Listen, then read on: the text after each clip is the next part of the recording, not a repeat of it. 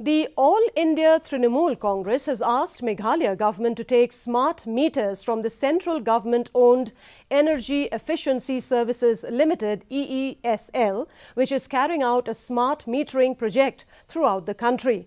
Opposition Chief Whip and Aitc leader George B. Lingdo said that the state government had gone on standalone basis and floated a tender at the MEECL level for the installation of the smart meters. He also raised a question over the loan of Rs 232 crore from the Asian Development Bank to fund the smart meter project, which is actually free of cost upfront project of the central government.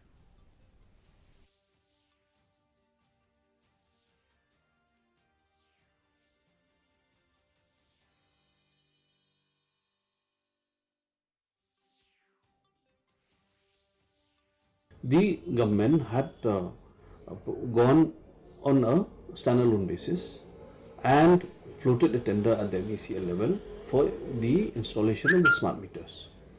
Now, such smart meters actually should have been checked, verified and also approved by the national agency, which is the EESL. But then here, the government, not only that, they have bypassed the EESL, not utilized its services, nor signed any MOU, but at the same time they have taken a loan of 232 crore from the EDB to fund the smart meter project.